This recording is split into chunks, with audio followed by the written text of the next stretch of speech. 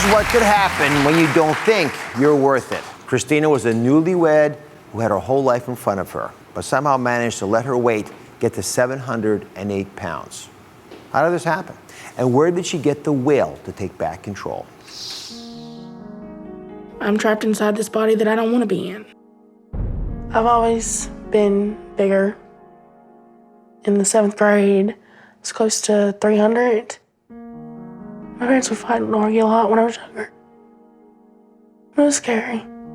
I think that might be part of the reason why I turned to food. When I was 17, I stepped on the scale and it was like close to 400. You know, and I couldn't believe it. I never thought that I'd weigh that much. And around 18, I started getting these tumor-like masses on my legs. This is the lymphedema in my right leg, and I have it on the side. It disgusts me to look at my legs. Zach and my mom have to take care of me. I'm too young to be living like this. I'm only 22, I don't want to die. At this point, we're going to put her in the hospital and give her a chance. Today, we're going to do her bypass surgery. Today's finally the day I get the gastric bypass. I'm happy and excited. We make a small stomach when the size of maybe 2 to 4 ounces. This will give opportunity for the person to eat small amount and lose weight. I just want to have a normal life, and I'm excited to see what the future's going to bring. Christina has lost an incredible 535 pounds. Come on out and show us.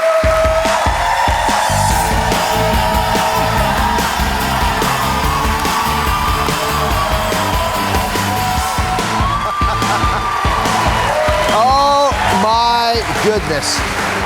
Oh my goodness. You're a whole different person. Look at you. Do a little pirouette. You deserve it. Come have a seat. That is one of the most stunning changes I have ever seen on this show. Thank you. Isn't that incredible? So what was the wake-up call? When did you finally realize you were worth it? Well, if I'd stayed back in Memphis, I was gonna die. And as soon as we moved to Houston, my sister found out she was pregnant. And it hit me like, there's gonna be a new baby in the family. I can't even take care of myself. How am I gonna be able to take care of a new baby? So, you know, when Dr. Nazarin said that he could help me, I was on it. Like, I was gonna prove everyone wrong, and I was just gonna show everybody I can do this, and I was gonna be there for that baby. And he is absolutely my world. Like, my biggest motivation, my drive to keep going. There are people who say having gastric bypass surgery is a cop-out, that you're running away from the problem, you ought to just do it yourself. That's a lie. Gastric bypass is not the easy way out. It's, you know, it's not easy. There's complications. You have to take vitamins for the rest of your life. And it's mental. You have to be willing to change your lifestyle. You know, you can't just mess up and then change it tomorrow. It's a big commitment. It is a huge commitment. I think gastric bypass surgery and those types of operations are the most underperformed operations in America. I'll be clear on this. And I see you and a smile on your face and a woman who's found her life again, and you're a living testimony to that. You want to help me explain to everybody what this operation is about? Sure. Come on over here. This is a very straightforward procedure if you understand it. And there's 7 ways you can go about it, but this is one of the most effective ones. The first thing the surgeon does, and they can do this with little scopes, right? That's how they did yours, so they don't have to open you all up, is they go into your stomach and know your swallowing tube is up here, and there's the stomach hidden back there. So the surgeon's got to get in there with those little scopes, and what he does, or she does, is cut a little bit of the stomach off. Yep. You're locked into only a little bit of food, maybe 2 to 4 ounces in there. Look how much of the stomach. Most of the stomach isn't ever going to see food again. I'm going to say that again. Most of the stomach will never see or touch food again. And the intestines after it won't see food either, so they can't absorb stuff. The nutrients you don't get, you got to take the vitamins you mentioned, but you also don't absorb calories. The next thing the surgeon has to do is connect the swallowing tube in this little pouch of stomach to the rest of your body, or else you can't eat anything. And so he or she will take a little loop of intestines, cut it, and bring this, swing it up, and tie it into that little pouch. Just like that. So the food comes through the swallowing tube, through the stomach, and then through the small intestines here. But notice the stomach and all the digesting fluids, they're not going back into the intestines. You got to connect them back, which is easy to do. And this is what it looks like now. Unlike most people, when you eat food, it goes through your stomach, into the intestines, and down, and bypasses all this. That's why it's called a gastric bypass. All this is being bypassed, never seeing food. You get the digestive juices going in there, but you're not going to be able to gain weight. Now, for the first time ever, I actually have specimens of someone who's had a gastric bypass. Are you interested in see what's going on inside your body? Yes. All right. I know this can be daunting to some. I've never shown it before because it's hard to find these, but go ahead and put your purple gloves on. Now, remember I showed everybody how the swallowing tube takes the food down. This is a swallowing tube right here. And as the food goes from the esophagus, the swallowing tube, into the stomach, there's a stomach there. The surgeon will cut a little bit of the stomach off and separate them like this. So this big stomach, see how large that is? Yeah. All that space that food used to fill you up with, you can't eat that food anymore. I know. Your stomach, literally, is this little piece right here. Wow. That little line is between the swallowing tube and stomach, and that little bit's your stomach left compared to this big piece that used to be there. Is that how you feel sometimes? Yeah. It's not much less in there, huh? Definitely. So it limits how much you can eat, and it also limits what happens after if you eat the wrong stuff. Yes. So I want to find out how you did this, because you actually lost a lot of weight before you had this operation in order to get ready for it.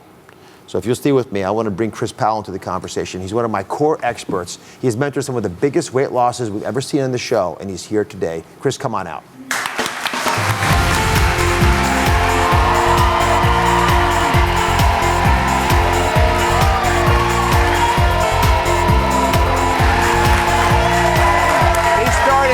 Cheering for you when I said Chris.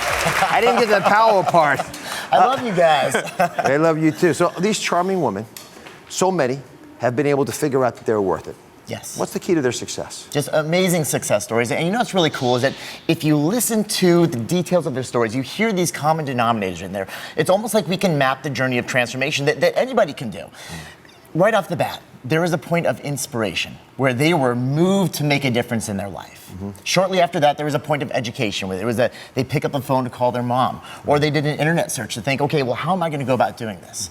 But then it went from, can I do it, to I'm going to do this, and they took that necessary first step. They put it into action. And for some people, that first step can be a walk around the block, cleaning out your pantry, signing up at the gym with a trainer, whatever that first step is, but they put it into action. And then from there, this is the part that we haven't really gotten into quite yet, but then you'll also hear them talk about different goals that they set along the way and the rewards for those goals, because the reward isn't food anymore. It's like, hey, I'm going to drop into the 300s, into the 200s. You hear them talk about Wonderland.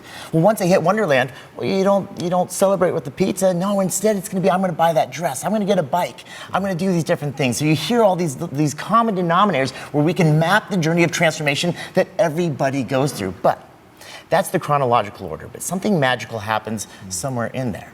And it's a period of awakening, almost like an enlightenment.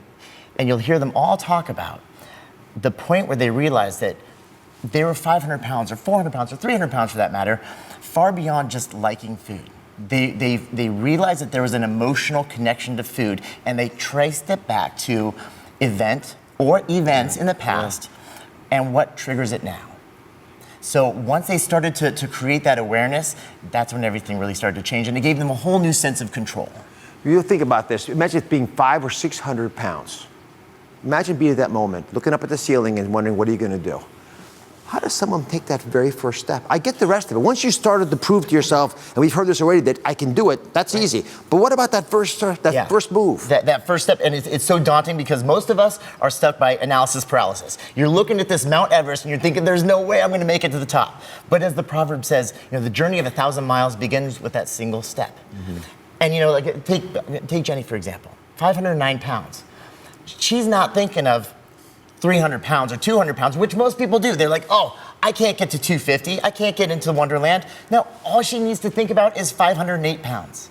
And then 507 pounds. I don't know one human in history that ever jumped from 500 pounds to 250 pounds overnight. Yeah. No, every single person, as you go through the journey of weight loss, it's 1 pound at a time. Yeah. And as long as you focus on that, sure enough, when you drop into the 400s, and then all of a sudden you pass through 350, and then all of a sudden, you see 200, you see a 2 as the very first number on that scale. It's these beautiful moments that you get to celebrate along the way. Yeah, I heard Jenny comment Wonderland. Yeah. The 100s, which is where a lot of women want to go and they can get there. Are you going to stick around, Chris? Absolutely. All right. I know you're all wondering how these two lost such an incredible amount of weight. So I asked them to keep a food journal so we can help share their secrets. When we come back, you're going to see exactly what they eat so you can eat just like them and get the same results. Be right back.